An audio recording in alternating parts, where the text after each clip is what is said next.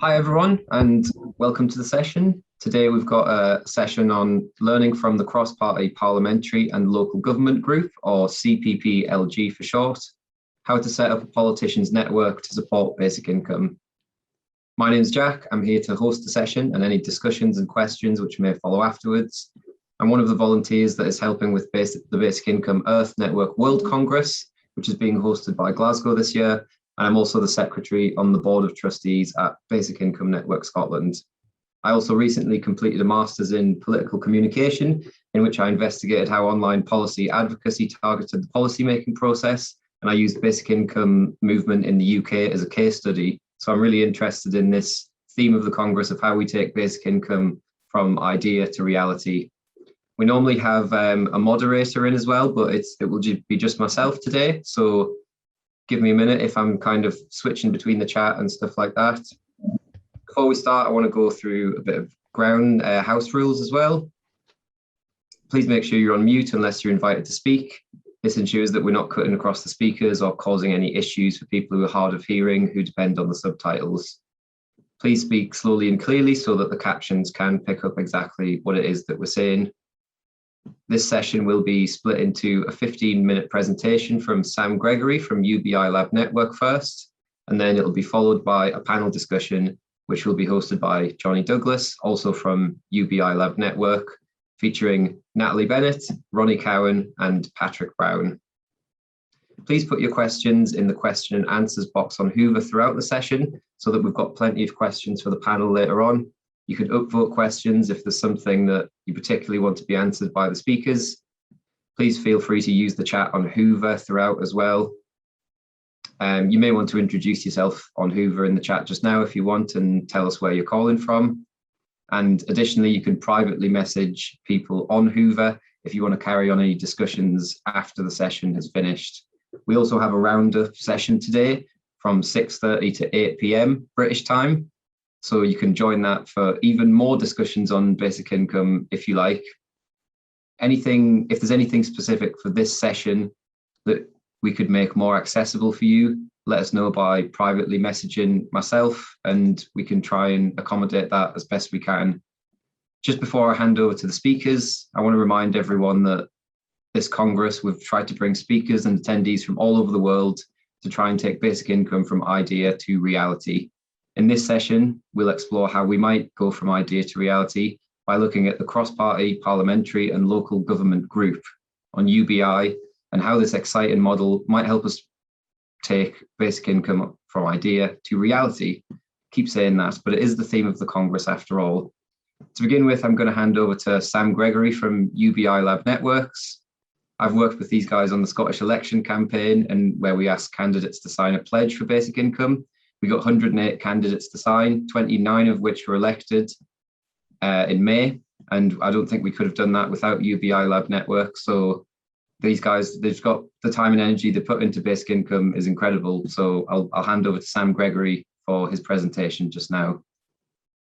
Thanks, Jack. That's really kind. I'm just going to share my screen.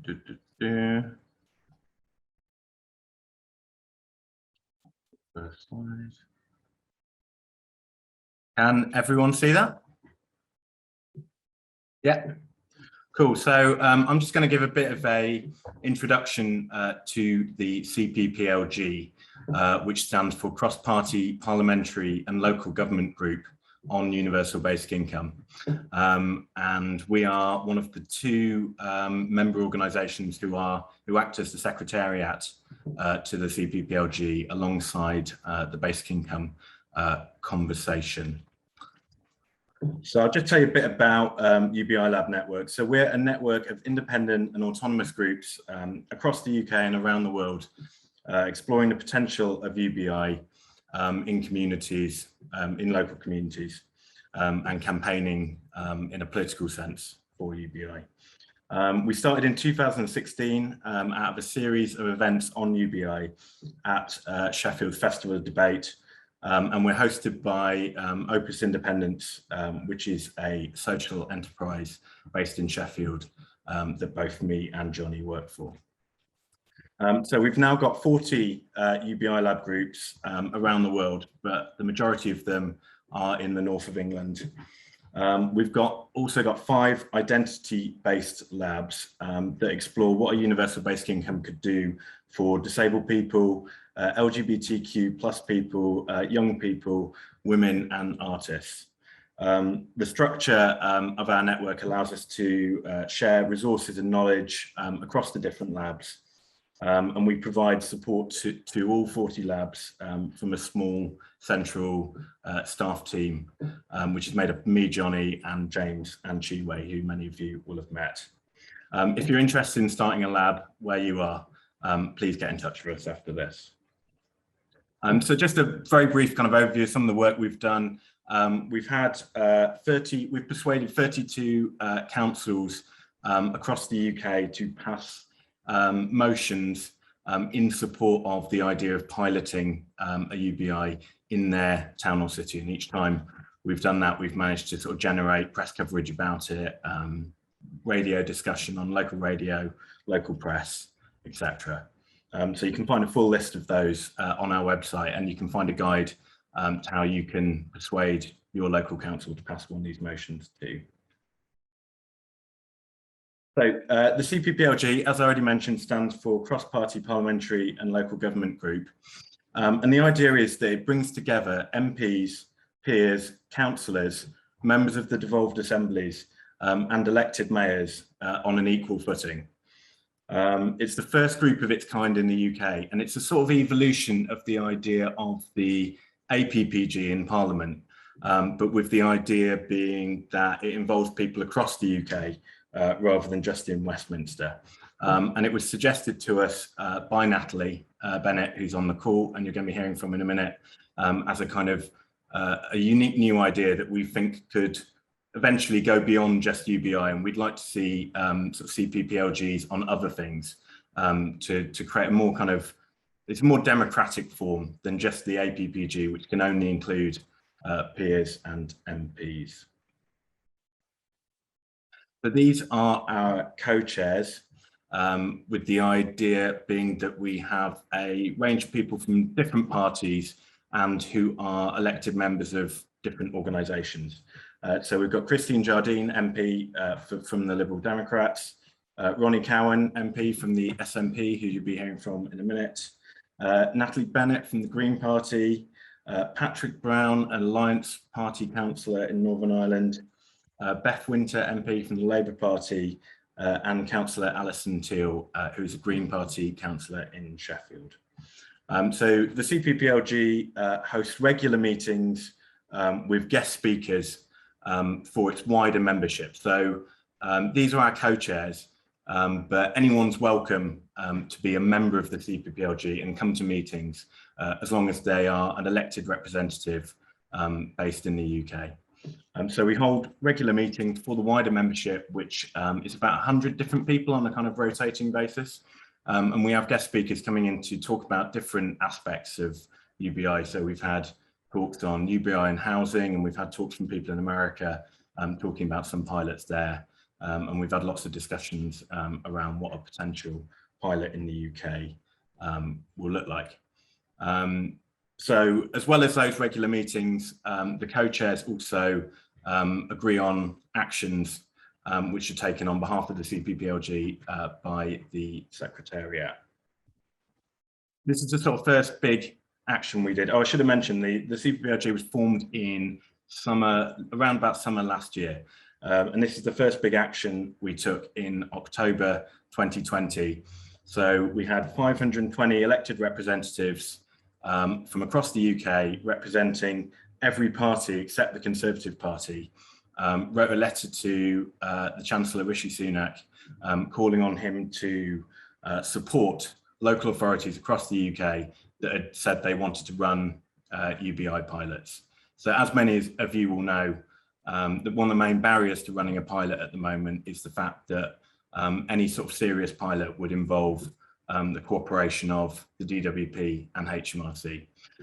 So we got 520 elected representatives to sign this letter, and as you can see, we managed to get it in the Guardian and got lots of coverage for it, which was really good.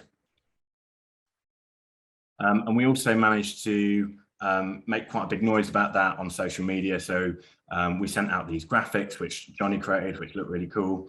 And they went out to all the 520 people who signed it, put on social media. So hopefully that will have been quite an eye-catching campaign. We got several 100,000 impressions on that. So that kind of made quite a big splash across Twitter. Oh, and also we asked members of the public to add their name in support of the letter. 4,113 people added their name in support, and also we got them to post about it on social media, all that kind of thing. So this is the most kind of recent big project we did in the run-up to the elections in May. So we had a number of different pledges which we asked candidates in the election to sign, all of which were quite similar, which basically said the current way of doing welfare isn't working. It's time to try something else. As a candidate, if elected, I'll support the idea of a pilot of basic income. And so we managed to get 19 candidates for mayor in England signed that version of the pledge, and one of them got elected, Andy Burnham. We had 105 candidates for the Welsh Senedd sign the pledge, which was amazing. 25 of those got elected, so that's nearly half the members of the current Senedd signed our pledge in Wales. We had 108 candidates for the Scottish Parliament sign the pledge that we worked on with Basic Income Network Scotland, and of those, 29 were elected. And then we also had 424 candidates for local councillor in England signed our fourth pledge, including one Conservative. We finally had our first member of the Conservative Party engage with us about anything, which was absolutely amazing. And he's now a sitting councillor in, I think in Preston, I don't know, somewhere in the Greater Manchester area. So that's amazing. So that's our first step forward in the Conservative Party. And again, we managed to get some really good media coverage for that, including a front page story in The Guardian, which was really exciting. And we also managed to work out that over 2 million people voted in England, voted for a mayoral candidate who'd signed our pledge. It's a bit harder to work out in Wales and Scotland because of the voting system and the list system, but we could work it out for England. So that was really cool. And what this has led to, the Senedd pledge project, this directly led to an announcement by the First Minister, Mark Drakeford, a couple of months ago, that the Welsh Government are going to proceed with a universal basic income pilot at some point in the next few years, which many of you will probably already be aware of. At the moment, the pilot they've been talking about would just include care leavers, and our UBI Lab Wales group are campaigning night and day to try and persuade the Welsh Government to launch a much more comprehensive pilot that would include a representative sample of the population. So the most recent news on that is that there's been a petition launched to the Senedd, an official petition on their website, which was launched by a number of Senedd members, which you can now sign. And we need to get to 10,000 signatures by February, so it can be debated in the Senedd. And I'm sure Johnny, if he hasn't already done so, will drop the link in now so that every single person on this call can now sign that petition, which you don't have to be living in Wales to sign. So I'll just wrap up the future plans for the Cpplg. It's been active for about a year, and we're currently taking a kind of short summer break to kind of think about what we want to do for the next year, and how, as a secretariat, we want to support the co-chairs. We're going to try and get some new co-chairs involved so that we've got a more diverse set of co-chairs from different parties in different parts of the UK, and we also want some members of the Welsh and Scottish Parliaments as co-chairs as well. The dream really is to rename it as an APPLG. So we can only call it an APPLG if we get a Conservative member.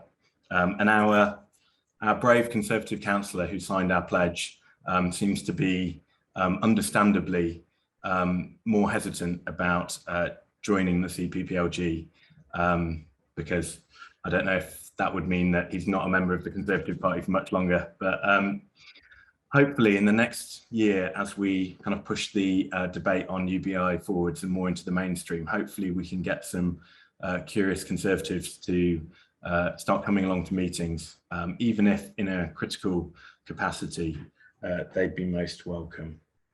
And yeah, so I think everyone's agreed that this is a kind of, we're in it for the long haul, and this is going to be a long-term project. I think we all know that the basic income isn't going to be rolled out in the next 12 months. So I think the long-term objectives of the CPPLG are really to just continue the kind of public debate, continue getting more and more media coverage and having articles written by co-chairs. And I saw an article that Natalie wrote, went online in the last hour in Yorkshire Bylines, which is really cool.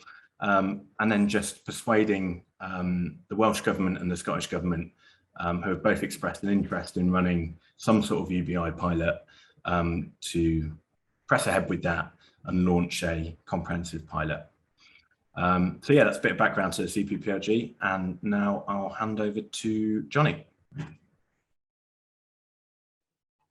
Thanks, Sam. That was really useful to give people an understanding. There's obviously a lot of stuff that's happened both in and part of the CPPLG, but also kind of as a second or third tier effect of the activities that have been taking place. So as with all of the things that we try to work on within the campaigning we always just try and start with an idea that we think we can manage and give it a go, and then try and layer things up and expand on it. So although it has hopefully turned into something really comprehensive and a group that is able to kind of affect change and instigate projects, we did start really kind of small with an idea. So I'd like to go to Natalie first, because this really started back sort of at the start of last year as a conversation with you and the Lab Network core team as an idea of why we should try and do something about this, why we should try and bring some people together to focus more of a conversation and a debate on basic income.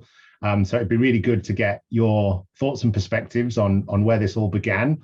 And maybe also, because we have a really great cross-section on the panel, we've got half of our co-chairs, we've got an English perspective, a Northern Ireland perspective, and a Scottish perspective today, which is fantastic.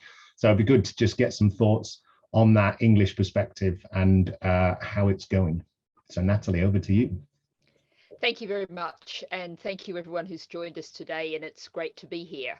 And I guess to help explain perhaps for some of our international members of the audience, I don't think it's really adequately recognised, even in the UK, that the UK and England in particular is the most centralised state in all of Europe, certainly in Western Europe.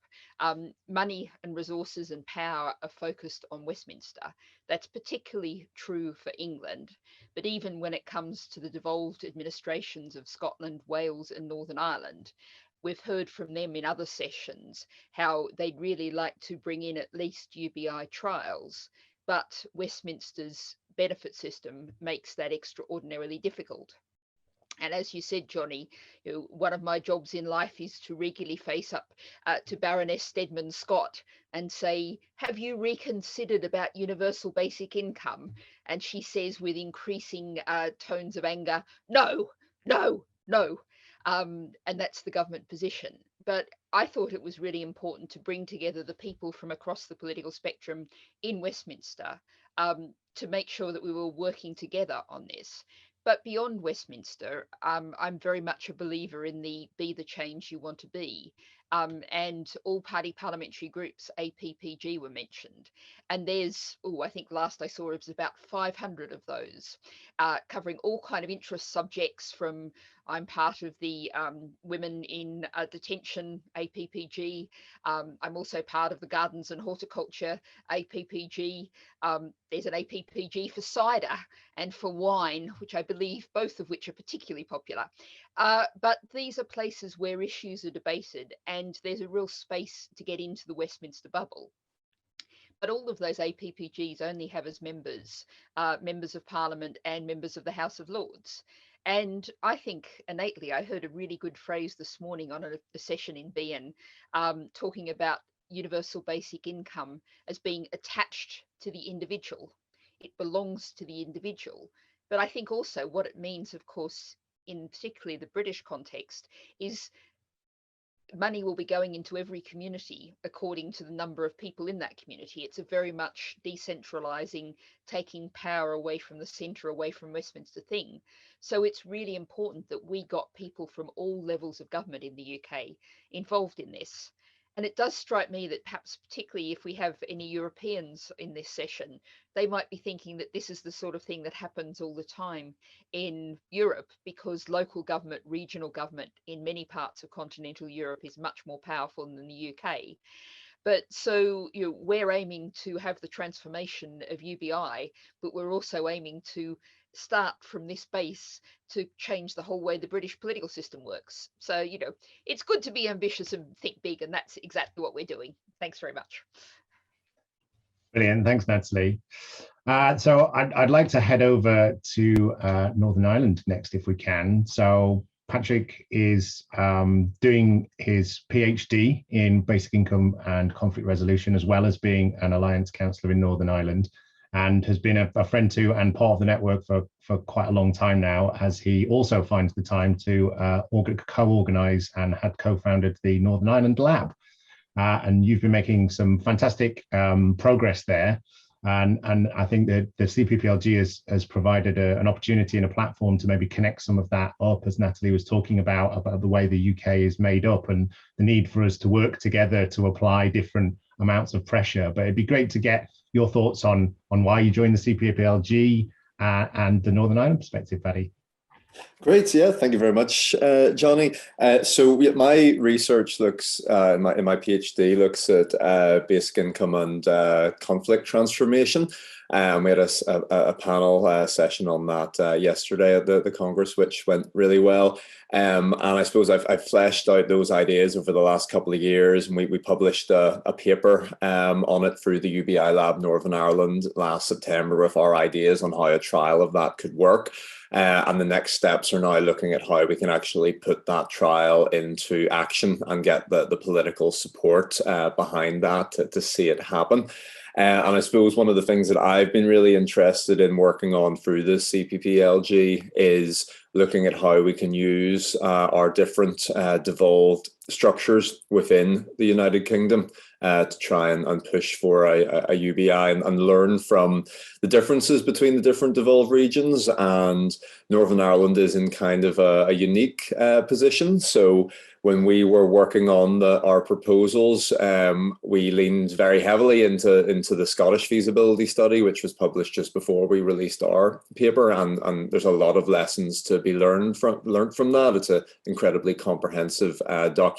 But one of the main stumbling points, as many will be aware if you've been in any sessions at this Congress about the Scottish study, is that the main stumbling block was a lack of buy-in from DWP, that they wouldn't give any permission to vary welfare, because welfare is not devolved in Scotland. In Northern Ireland, welfare actually is devolved, so it's a slightly different model there. We do have the power to vary our welfare payments, but we generally choose not to do it because any variance, any additional net cost has to be met from the block grant and essentially has to be taken out of other costs, other public services. it would have to be taken out of other public services because Northern Ireland has next to no revenue raising power. We have very little fiscal powers, unlike Scotland, which does have income tax and I think other revenue raising powers that we don't have. So we're in a difficult position in that we can, legally speaking, do a UBI without Westminster's permission, but we lack the money to do it. We also have quite a low tax base compared to Scotland, although I think there are inventive ways that we could probably come up with the means to pay for a UBI if we were to have certain fiscal powers, such as income tax or the ability to vary personal tax allowance devolved. So I think there's a significant opportunity there if we can try and put, there is currently a fiscal commission in Northern Ireland to look at devolving those tax powers as well. So it would be a case of that being the first step towards a UBI potentially. But we certainly have the opportunity to try and do a trial within the next couple of years. And we're looking at that in detail currently, and that wouldn't require any sort of buy-in from DWP or even necessarily the Department of Communities over here, which administers welfare funding. You could do a trial which is literally just a top-up payment on top of all other income earned or otherwise that wouldn't have any effect on eligibility for benefits, that wouldn't have any impact in terms of what you're taxed every year. It would simply be an unconditional payment in addition to all other income. That produces very few, if any, net losers, particularly those at the bottom of the income distribution spectrum. So we feel that that's probably the most progressive model that we can fight for over here, and the most feasible as well. So we'll be exploring that model in detail over the next year as we develop our own full feasibility study, which we hope to publish next autumn.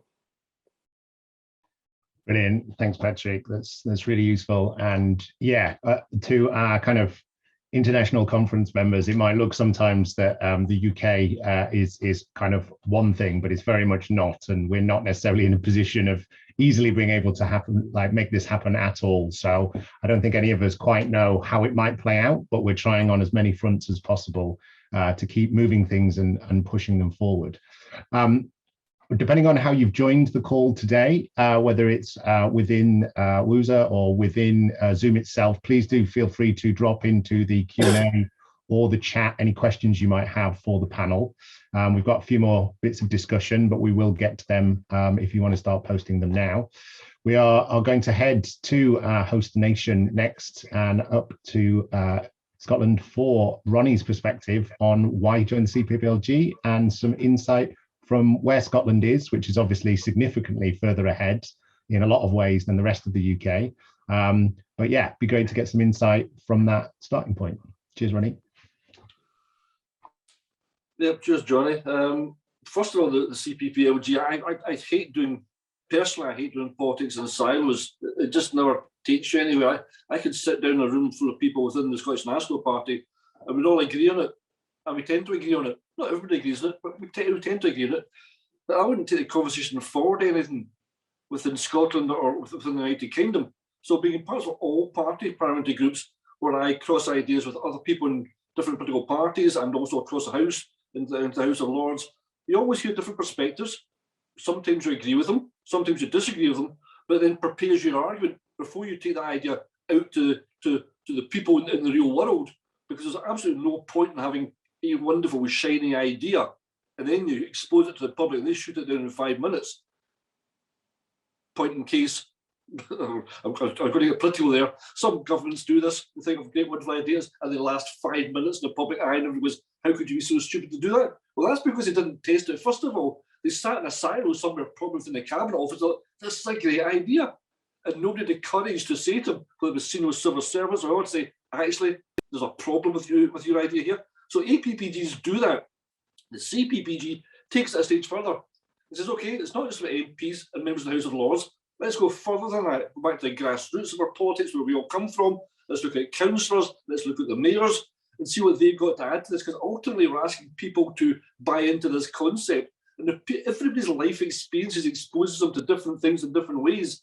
So the more of that we can get on board and put through this mincing machine, which is the CPPLG, and if at the end of the day we can all sit down as Greens, Lib Dems, Labour, SNP, members of the House of Lords, councillors, mayors, say, actually, what we've got here is a pretty solid idea, there's a more chance that when we take it to the public, they're going to say, that's a pretty good idea. And it's going to last longer than 10 minutes. We've seen some particular policies last. So that's my reason for being part of the CPPLG.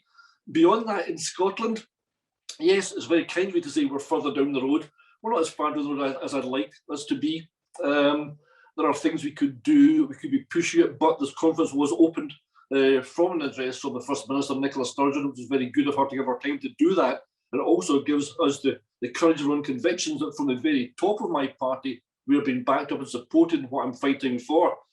But beyond that, in Scotland, we do have these wonderful papers which explain to us how we can run pilot projects. And as been mentioned a couple of times, it falls short because the DWP and HMRC have not been instructed. I'm not criticising the people in the DWP or the HMRC because they are primarily civil servants who work for the government and are instructed as to what they can do. But the UK government has, as was Natalie pointed out early on, time and time again said, we just don't like this idea and we're not even going to discuss it.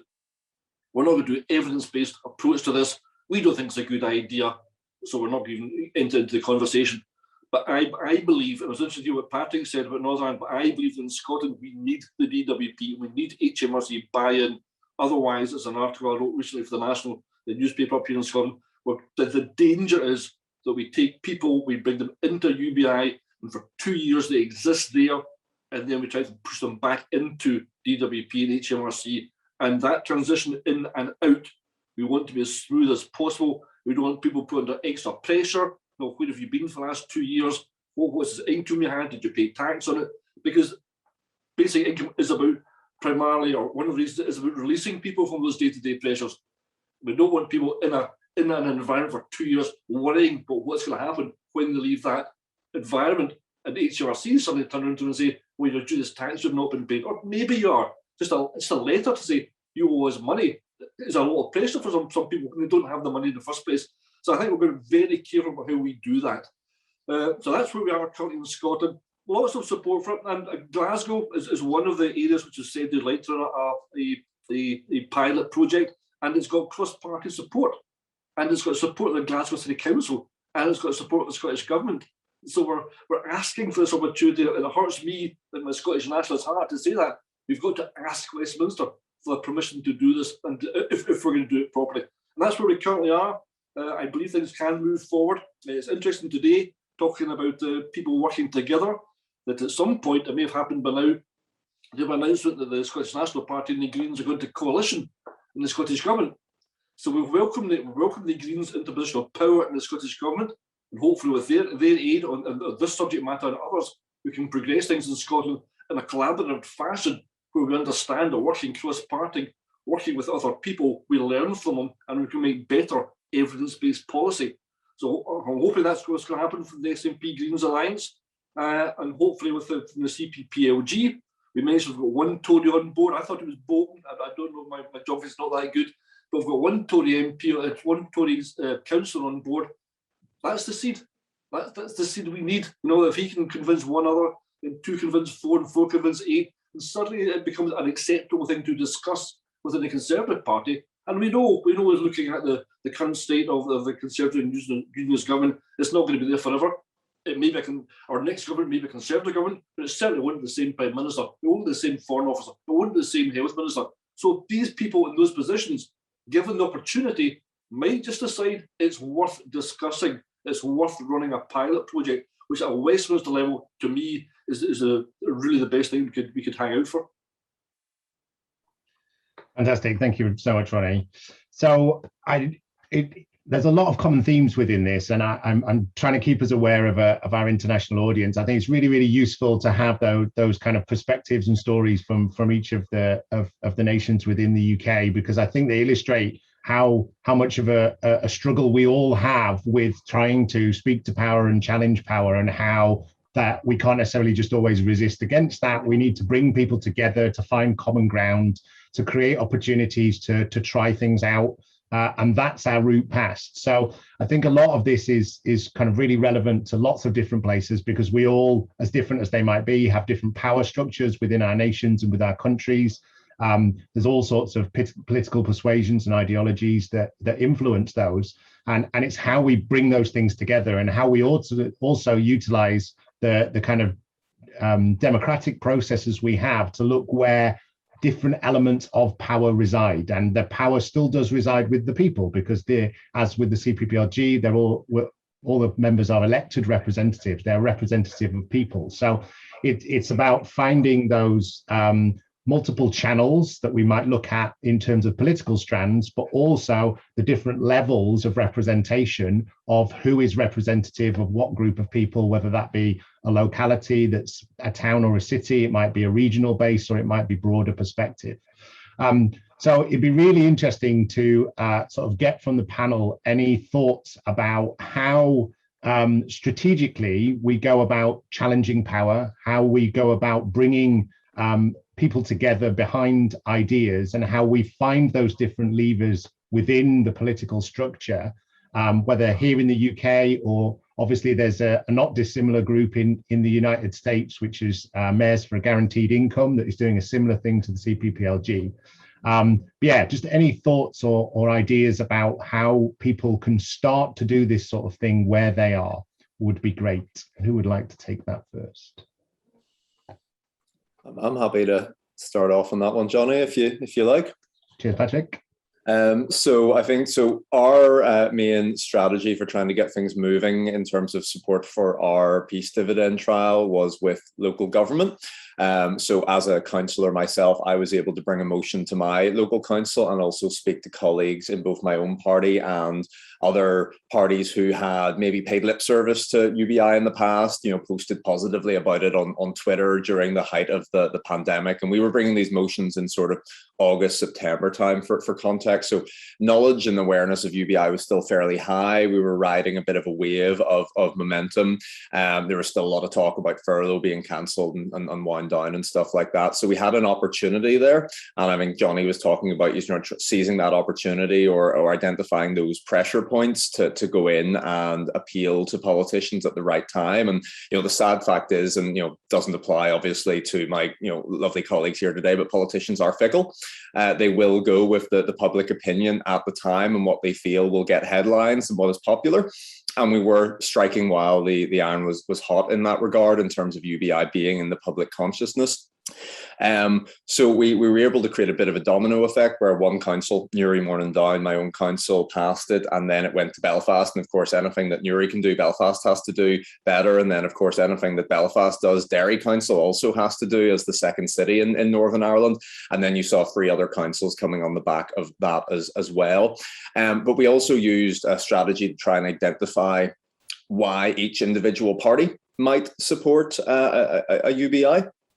So Alliance, my own party, and the SDLP had already vocally supported it. So we knew we pretty much had them in the bag, as well as the Greens, who've had it as party policy for quite a long time. But we were able to go to parties like Sinn Féin and People Before Profit and make a strong left-wing case for how it would be a progressive UBI, it would protect workers' rights, it wouldn't be at the expense of public services. And we were actually able to go to unionist parties as well and make certain arguments around how potentially a UBI could, if it was done UK-wide, strengthen the union. And I know Ronnie won't enjoy that argument, and it may not be an argument that actually plays out in actuality, but it was how we framed the discussion around everything that UBI could potentially be in order to get it on the table and get it passed and get it in as a council motion, so that it was then legally binding and the council had to then progress it in some way. So it was trying to find a little bit of something in UBI that every political party who maybe wasn't already signed up to the idea could run with and take on board. And I suppose our main challenge and opportunity in Northern Ireland is, so I would talk about the difference between political feasibility and institutional feasibility. And we're finding that institutionally, the Department of Communities in Northern Ireland is quite apathetic at best and maybe even anti-UBI. Whereas politically, there was a lot of momentum there. The momentum has sort of seeped away a little bit, but we think we can get that back with a strong pledge campaign for our Assembly election next May. So we're hoping that through increasing that political buy-in and increasing that political feasibility, we can get elected representatives in the Assembly and in local council who can then put increasing pressure on the institutions, on the government departments to deliver a trial. Brilliant. Cheers, Paddy. Natalie?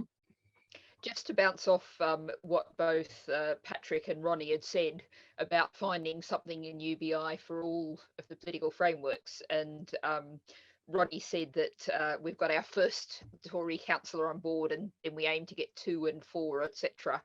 I did say a couple of years ago to John Harris, a journalist from The Guardian, slightly tongue-in-cheek, but that I thought it would be a Conservative government that would bring in the first universal basic income across the UK, or certainly in England, because there is a huge argument for the lack of bureaucracy, the very low cost of administering a UBI, whereas what there is increasing acknowledgement that the absolute opposite of a UBI, universal credit, the sort of base welfare payment in the UK today, is astonishingly expensive and difficult to administer and complex and huge problems with overpayments and underpayments. And, you know, so there is an argument to put there to the Conservatives, and we need to use all the arguments in our arsenal. But I think also, and I'm going to put in a little advert for my 3 o'clock session, when I'll be talking about freedom. And for lots of different parts of the political spectrum, the idea of take back control, to borrow a slogan from Brexit, it's giving control of money back to individuals, but it's also, in the context we're talking about here, giving money, putting money into communities. That means there's more money in, particularly some of the poorest communities in our land, if you have the UBI, and that means that's money that's available to be used communally by people. And we've seen in the global south lots of case studies where what to us in money terms look like very low levels of universal basic income, people have chosen to put part of that into some kind of community fund, and that's been used for a school or a water supply, something the community really needs. And that's something to really think about in the UK context too, when so much of infrastructure has been destroyed by austerity, so many services have disappeared. If you could persuade a community to choose to put some of the UBI into community things, that again would be taking back control in local communities.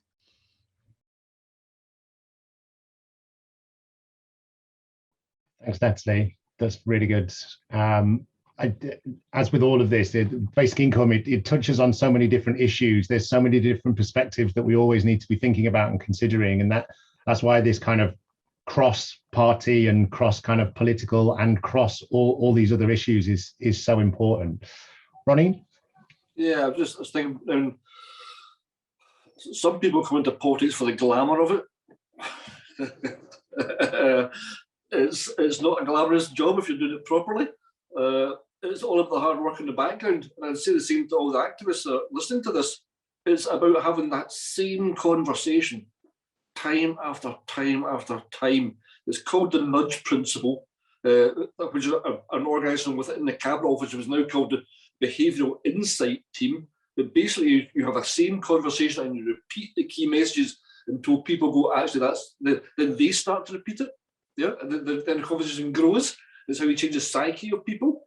But with working within politics, there's an awful lot of times where I find myself thinking, how many times am I going to have to say this? But out there somewhere, there's some person who has not heard this before. And that's it, you're aiming for that. You give an auditorium of however many thousands of people. If there's one person out there who goes, oh, now I get it. I've not heard that before. I'll take that on board. I'll investigate that. I'll talk to my mates about that in the pub later on. Then that's how ideas grow. They come from the grassroots. The good ideas always come from the grassroots. 6 years ago, well, as a member of the Scottish National Party, I was in a minority in talking about basic income. Yeah, and I'm not blowing my own trumpet here because it wasn't just about me. But the fact of the matter was, it was not SNP policy. And there's a lot of people in more senior ranks who were not keen on a basic income. They've been instructed, they've been educated, and they've started to understand it a little bit better. because they've had to address it, because the public were talking about it. When the public are talking about it on the doorsteps, and you're looking for votes, you've got to be up to date with what they're talking about. So the louder the drumbeat, and the more often the drumbeat, the more politicians have to engage with it on any given subject whatsoever. The things we discuss in political arenas, which 4 or 5 years ago, 3 years ago, 2 years ago, were hardly been mentioned at all.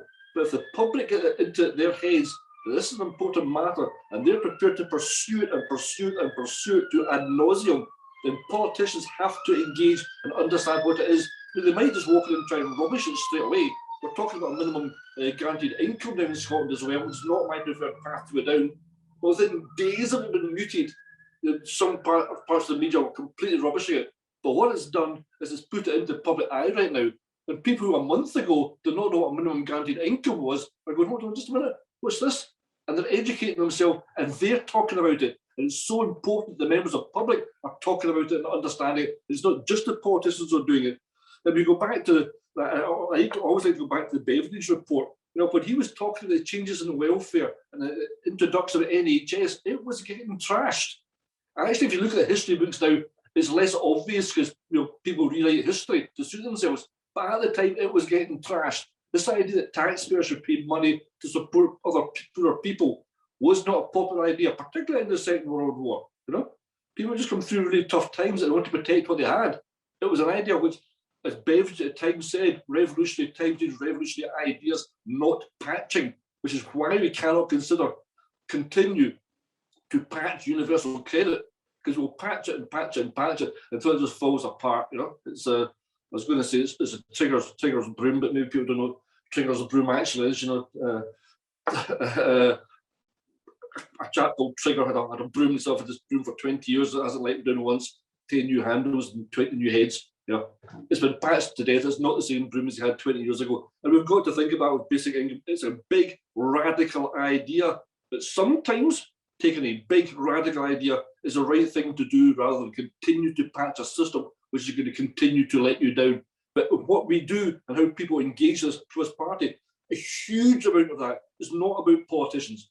It's about people talking about it in the local community groups, the local political parties, the local, there's literally the sewing bees, the litter pickup groups, the people that meet the school gate and they're picking up their kids. It's that conversation which has to come from the grassroots of people. And if your local MP, MSP, councillors, members of the Synod and the Northern Ireland Assembly are not on board, then you have to take the conversation to them and challenge them and say, what do you know about this? And if they are getting that from enough constituents, then they'll have to educate themselves about it. And I believe, it's only my belief, when people educate themselves about basic income and drop all the prejudice they have about it, well, actually one day turn out and realise it's a really good idea and it is practical and it's not eye-wateringly expensive and it carries all sorts of benefits, which I'm sure we're all more than aware of. Thanks, Ronnie. Lots of really good insights there. And I think it's so important that what we're talking about, where we're thinking about the local context and the conversations that we're having. And although we often put political structures and institutions and politicians into a kind of different group, we are all people. We are all persuaded gently and slowly over time by having conversations, by getting to see things from different perspectives, by listening to different stories. It's one of the fundamental things that makes us different as a species, as human beings, is our ability to empathize with people in different positions once we're able to see from those perspectives what it's like to have that lived experience.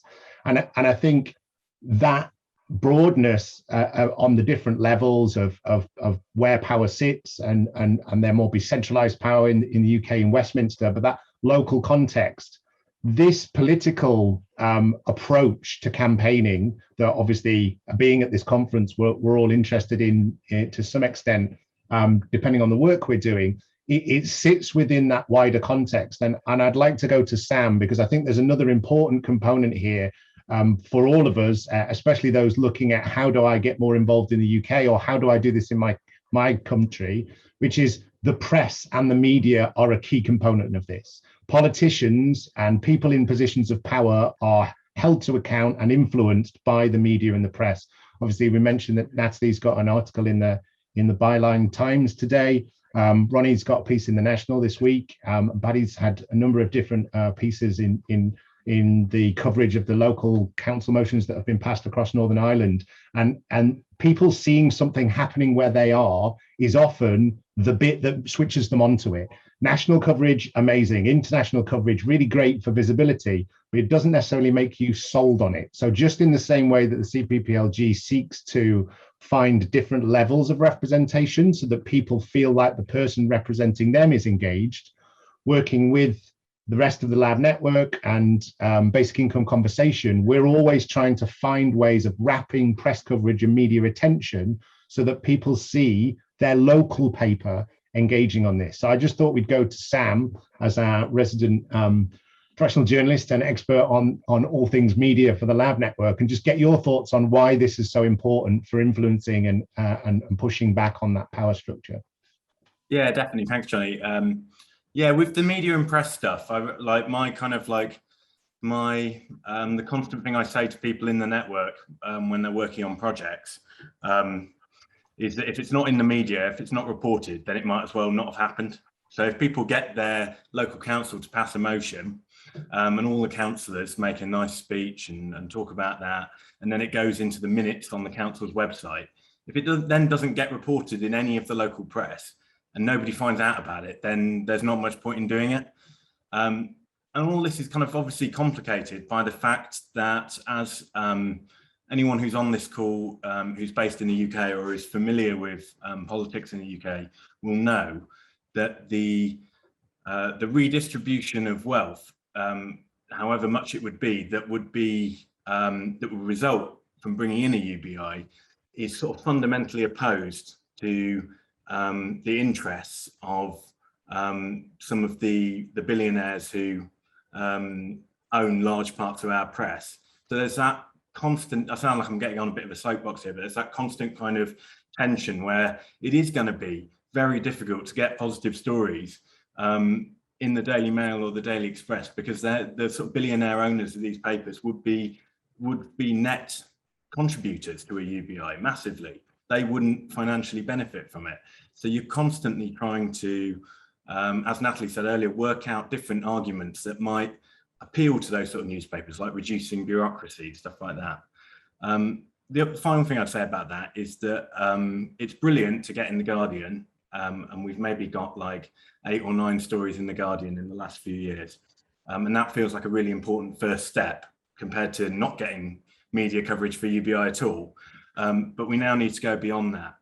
We need to get people who don't read The Guardian to find out about UBI and discussing it. So now at this stage, I'm almost more thrilled about when we get in the whole Daily Mail or the Sheffield Star than when we get in The Guardian or we get on Radio 4 or something, because we're talking to different people. And I think that's, we've probably, everyone who reads The Guardian probably now knows what UBI is, and probably most of them are sympathetic towards it. We now need to go the step beyond that. And there was some, I can't remember who did the research. I think it was the RSA who said that who did some research about public attitudes to UBI, and they basically found that the people who aren't convinced but are convincible are way more likely to read local newspapers than national newspapers. So those are kind of local papers, and a lot of these local papers are absolutely desperate for stories. That, to be slightly cynical about it, they've not got many journalists left after so many years of cuts, and they're kind of overstretched. So a lot of our work in the network is about just offering up these stories on a plate that they know will kind of get lots of buzz online, and they'll get loads of comments and people being angry about it and people saying it's brilliant and all that in the arguments on social media. So yeah, we need to go, The Guardian's great, but we need to go beyond The Guardian.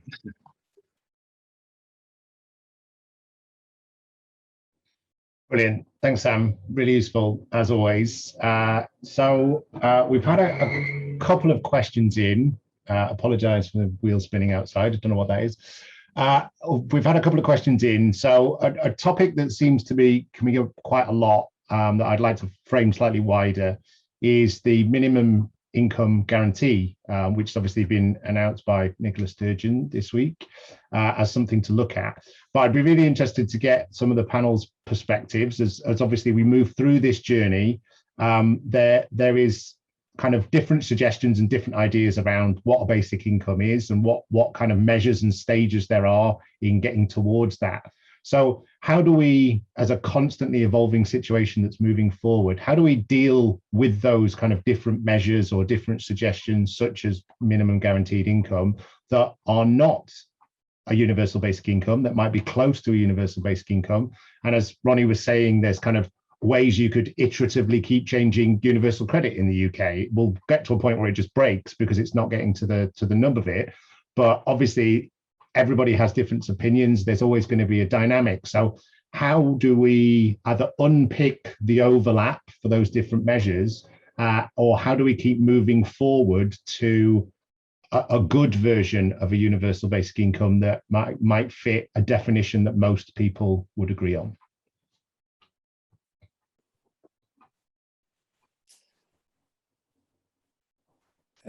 Happy to. Cool. Happy to jump in.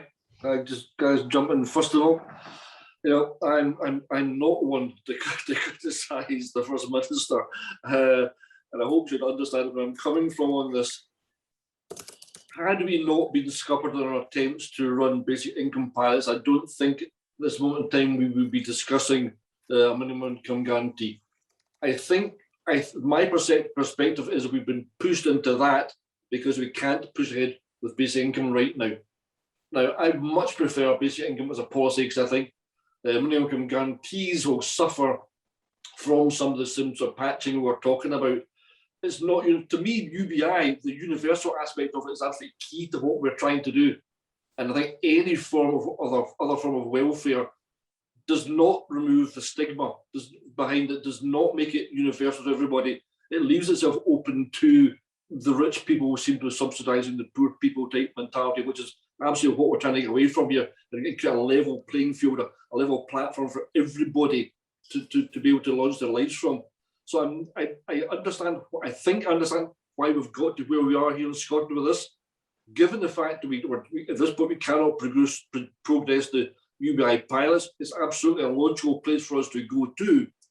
But I'm really hopeful that it will just be a learning process for us where we say, yeah, that's good, that would be nice, but actually it doesn't fulfill our fundamental principles of what we're trying to do, and then it refocuses us on basic income.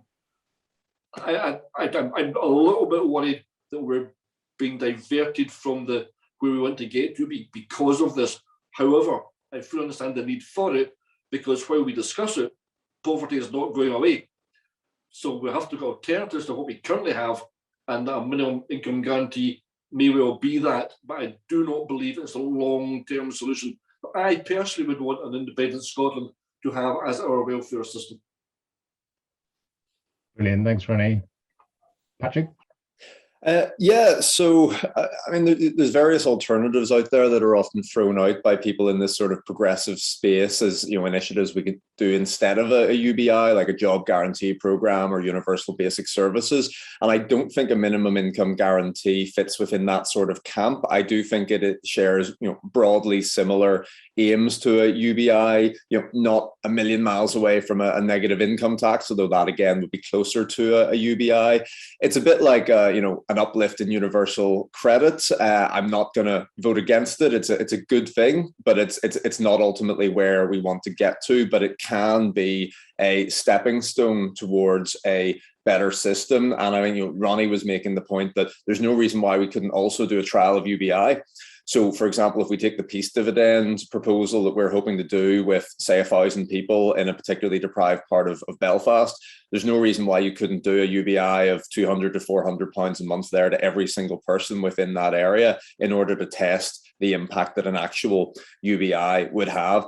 And also look at national policies like a minimum income guarantee, because they are potentially more feasible financially, politically, institutionally, whatever.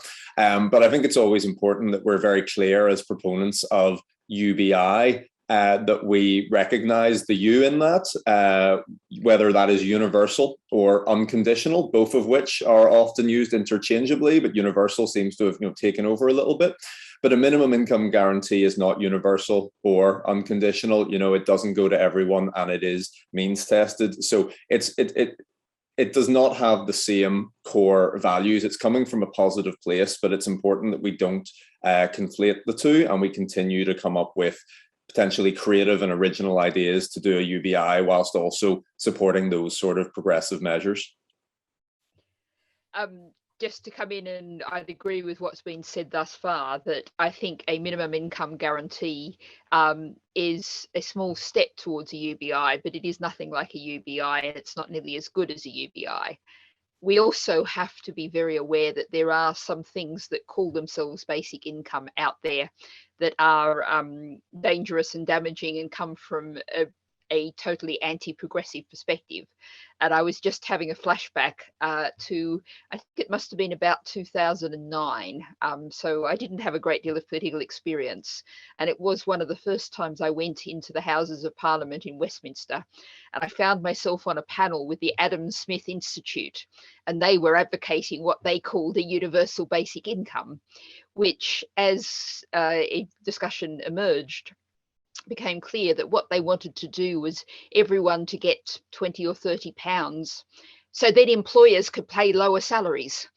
And that was what they were calling a UBI. And I just actually was trying to find the on the internet that origins of that, and just stumbled across an article from 2015 when, as Green Party leader, I was very strongly advocating for UBI and taking a fair old pounding for it.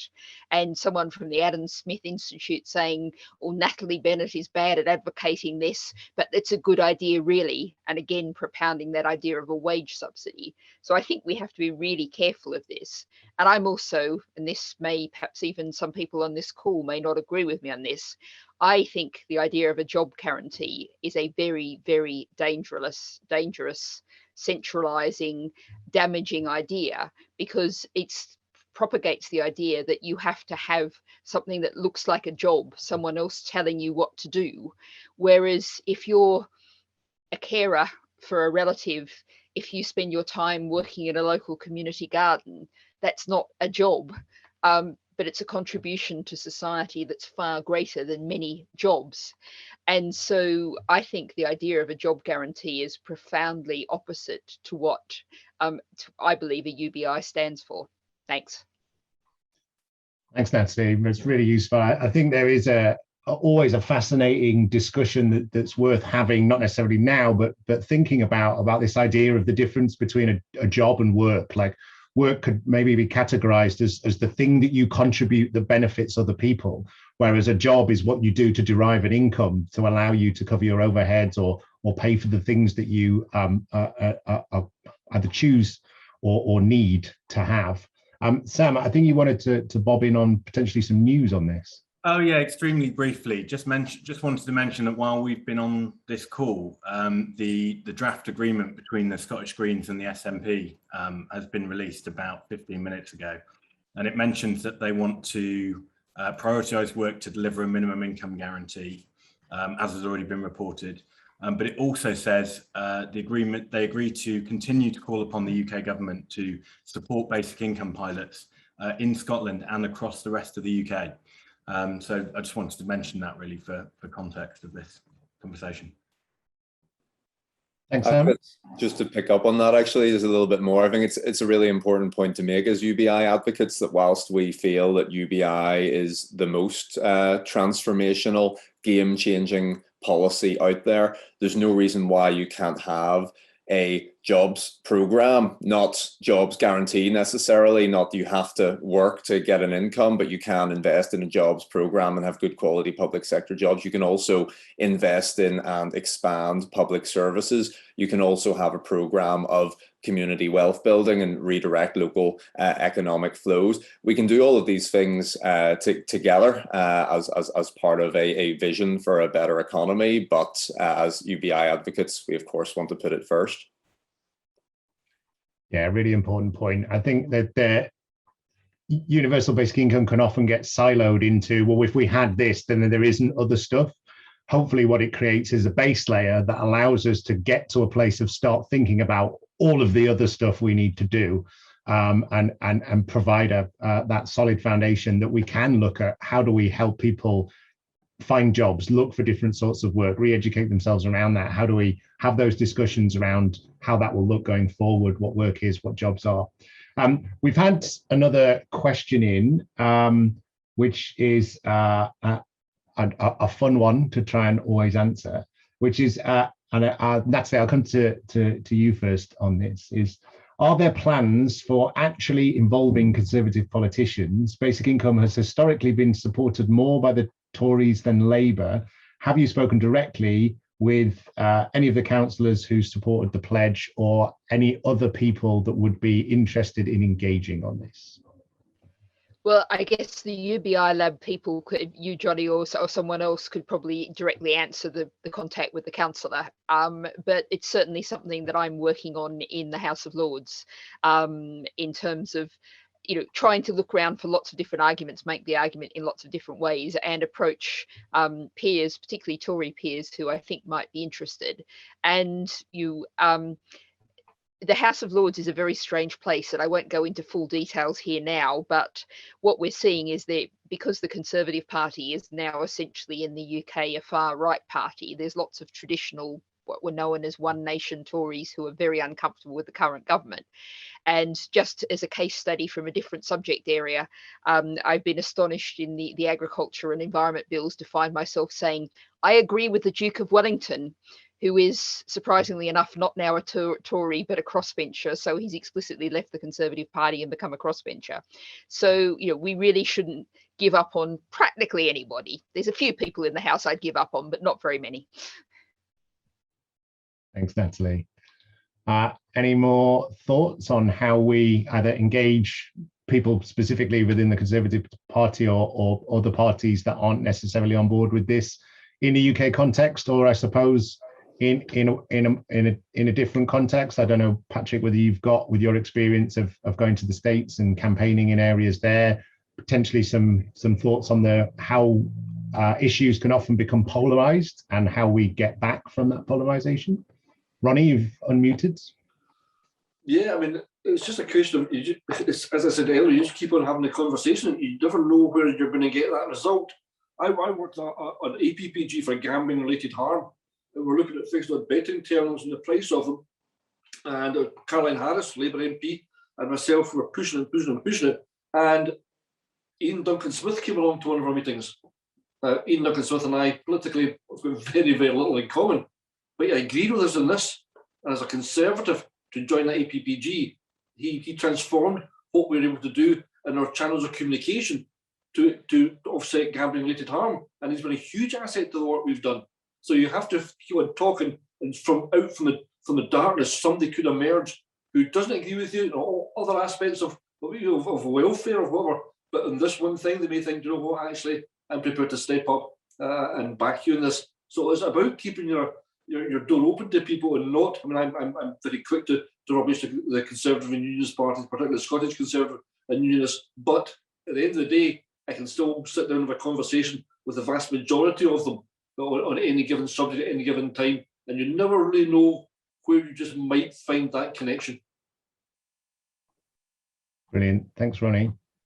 Yeah, I think my main takeaway would be just, don't give up on engagement. And this is more in Northern Ireland rather than the US example. I think it's a bit messier over there. You do sort of have the legacy of the Republican Party supporting a negative income tax under Nixon, but now very much being taken forward by progressive Democrats, local mayors, city-based schemes, and so on. But over here, I've had really positive conversations with Jeffrey Donaldson, who's the new leader of the DUP, and also the economy and communities spokespeople for the Ulster Unionist Party, both parties which, traditionally have been much more economically conservative, certainly socially conservative, but there are aspects of UBI which do appear to appeal to those parties. The main stumbling blocks are not necessarily ideology, but practicality and feasibility. So issues around how it would work, what benefits it would replace, how much it would be set at, and how it would be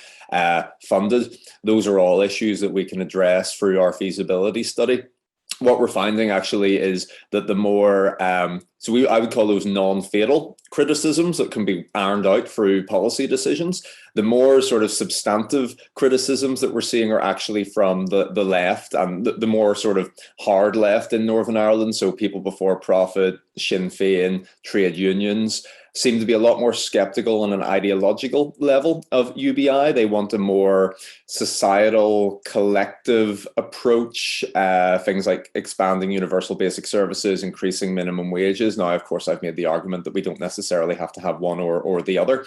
But that skepticism around UBI being a conservative or right-wing plot does seem to have crept into the consciousness in Northern Ireland, in Northern Ireland's sort of broad political left, and I think it's there in some of the Labour Party as well. So those are definitely narratives that we need to push back on, and I think we can do that through how we look at designing UBI project trials or indeed national policies. But it's important to bear in mind that we will face that pushback, not just from the likes of the Conservative Party, but also from those on the more traditional sort of Marxist-leaning left, as I would put it.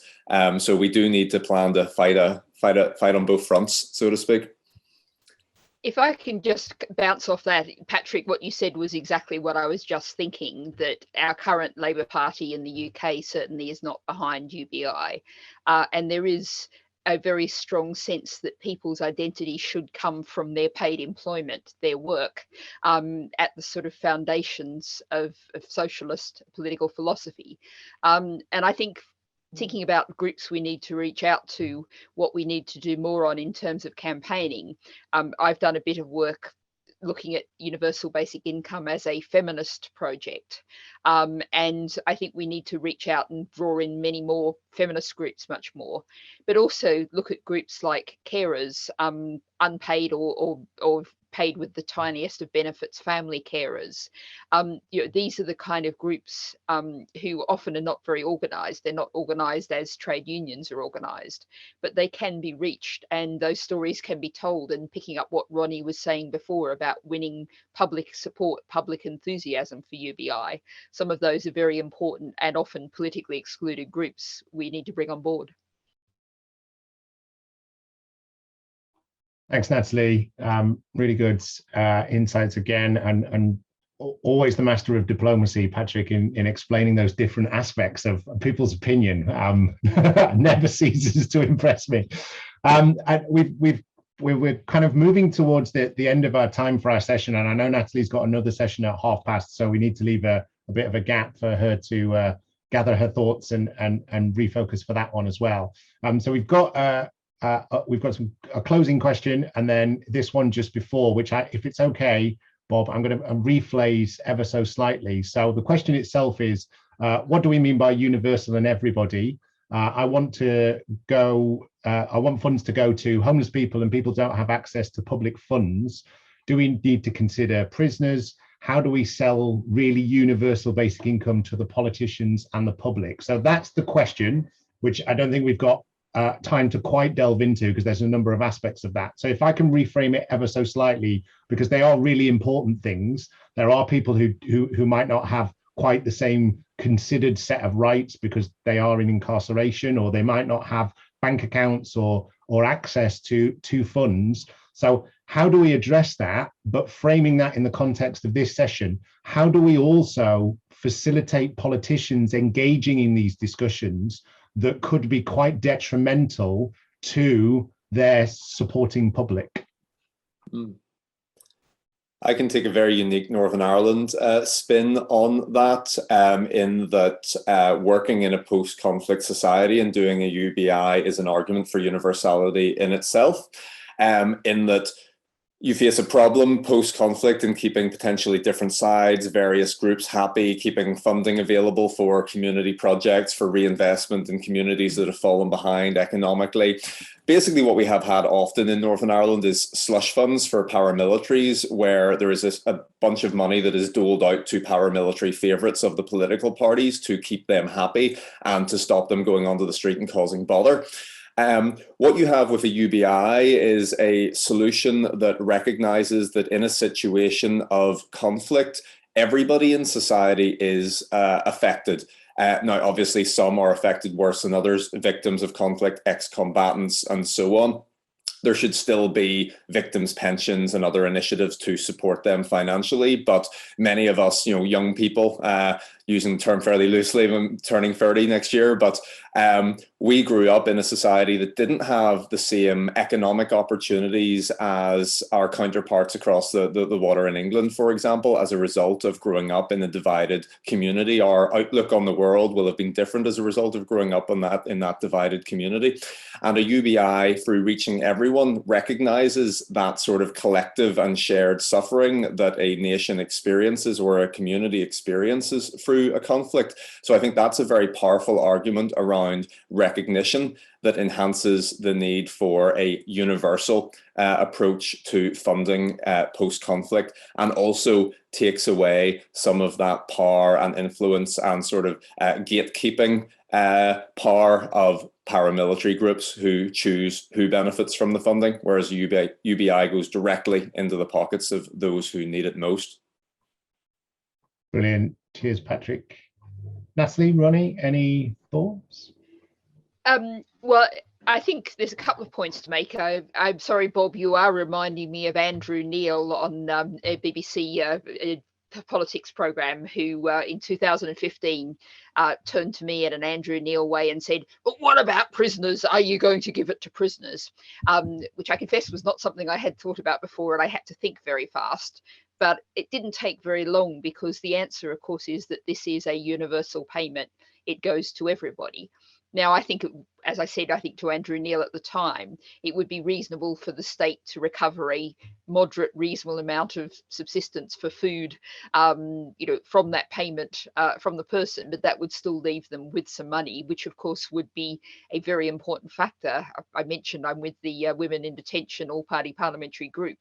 People leaving prison with no money is a major social issue, and that's something, so yes, it should go to prisoners. The issue of homeless people, the more than 1 million people in the UK who don't have a bank account, is a big problem. We actually had lots of debates when the COVID pandemic and the first lockdown happened. Should we call for an immediate institution of a UBI right at this moment? And one of the challenges of that was, how could you actually make sure you reached everybody with our current system that so many people are excluded from? It's a problem that you would have to tackle and have to find creative ways of letting people access through post offices, even having outreach vans or whatever for the most difficult to reach people. I do just also want to very briefly pick up a couple of comments in the chat. There was a question about starting with school leavers and going through the generations. I think that's an interesting idea. I think there's two problems with it. One being the political problem, and that we know that what's loosely called the grey vote, certainly in the UK, has enormous political power, and that's a real problem if you see this as something for young people. But also, we often see politics, or our current economic situation, presented as a contest between the young who are suffering, as indeed the young are suffering, and the old who are benefiting. But we can't forget that there are, last figure I saw, 18% of pensioners in the UK living in poverty. The problem is the wealth of the 1% and the poverty of many, rather than simply a generational problem. And on carers, I think what we need to see, we come back to services versus income. We need to see really good services that ensure that there is care provision for people as well as family care to help make up that difference. Thanks.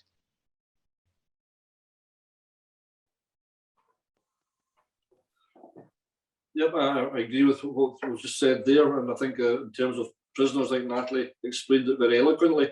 It is universal. It has to be universal. Earlier on, I mentioned the minimum income guarantees, and my concern with that was it's not universal. What the strength of basic income is its universality, if that's the word. It cuts out a lot of administration, makes things easier to understand, and it ensures that people don't fall through the gaps that we've currently got through our welfare system. In terms of people being sent to prison, one of the major causes of people being in prison is poverty at the end of the day. So to withdraw that from people because we're put to prison isn't the effects having on the person who's sent to prison, but it's probably an effect on their family that they've left behind. You can't just take that income away from them. So again, yes, maybe some small adjustment for it, but it's universal to me as one of the fundamental reasons that the unconditional or universal basic income is one of its fundamental strengths, and I don't think that should be weakened in any way. And also, in terms of how do we engage this argument, people disagree with us, is I'm down for a backbench business debate in House of Commons right now. Hopefully, after recess, we'll go back at the beginning of September. I'll get that debate, and one of my main objectives is to reach out to people who do not agree with us. I'm sure I could fill up a 3-hour debate with people who agree with us within the House of Commons. What I want is people coming and in a respectful fashion, being able to say to us, I don't agree with UBI because of this, and allow them a situation where they can actually explain their reasoning to us without getting hectored and put down and shouted at, as we see all the time, but where people can come in a reasonable debate. And through that reasonable debate, hopefully within the House of Commons, we will be able to, my perspective would be, reach out to people who don't believe it from different parties and bring them on board. Thanks, Ronnie. Really great. So rather than do closing remarks, I thought we would finish just reopening this back out to make sure we're always thinking in that international context, because we're all working together on this campaign, and everybody that moves a step closer to basic income in their organization also benefits everybody else. So last 30 seconds from each panelist before I hand back over to Jack as we close up the session. I'll go to Natalie first because I'm aware of the time in your next session. But what tips would you offer to people in other countries that are looking to build political structures necessary to bring about a basic income where they are? I would say it's crucial to get all kinds of different elements of society involved and engaged in the conversation. This reflects what I said, women's organisations. Indeed, as the discussion in the chat is saying, organisations that work with prisoners and ex-prisoners, looking at how this can give people essential stability when they leave, making the argument from many different directions, and particularly making sure that you're drawing in people not just in the centre, not just in the capital city, drawing in people all around the world, all around your country, all around the different communities, and also showing that this is being discussed all around the world. You're not just out there on a limb. This is something that is really gaining massive political force, and that can be a really useful tool. Brilliant, thanks, Natalie.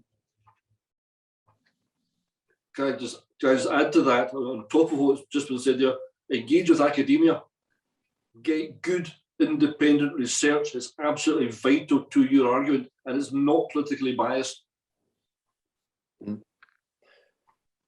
Yep, totally agree. You have to have all the questions answered and ready to go, so try and do your homework as much as possible. But what I was going to say, I know I said cynically earlier that politicians are always looking for something popular to jump on the bandwagon with, but generally most politicians, most good ones, are also looking to make a difference both in their own communities and wider within their own countries. So meet with your local representative. If you live in a democracy, they are answerable to you. They should want to meet with you. They should be willing to engage. Try and get a meeting with them and explain to them the transformational potential of UBI, why it has to happen at some point in the future for various reasons, what the benefits will be to your particular local community. And if you can, try and get a local spin on that, like we've done in Northern Ireland with the peace dividend. Try and think specifically, what are the benefits that UBI can bring to the community that you live in? And I am sure if they're halfway decent and care at all, that they'll be willing to listen and might be able to take it further.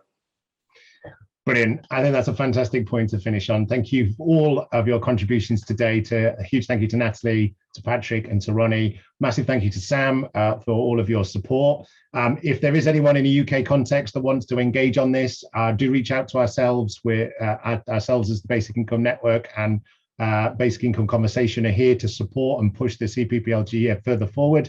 And in an international context, if there's any way that we can give you and hand over things that we've done, tell you about the mistakes not to make and help you replicate it where you are, just give us a shout and we will endeavour to support you whenever we can. But without further ado, because of the time, I will hand straight back over to Jack to close the session. Yeah, no worries. Thanks, everyone. That was a really fascinating discussion, getting down to the real nitty gritty of the people that are involved in this group. So the people that can really make a difference. And hopefully the people on this call, as we've said, will take this forward, and it's not just a discussion. But I'll not keep you any longer. Thank you so much. Thanks everyone for coming to the Congress. I hope you enjoy more of it if you're involved in it, or enjoy the rest of your day if not. Thank you all for coming. Cheers and bye. Thank you, everyone. Thanks, Jack.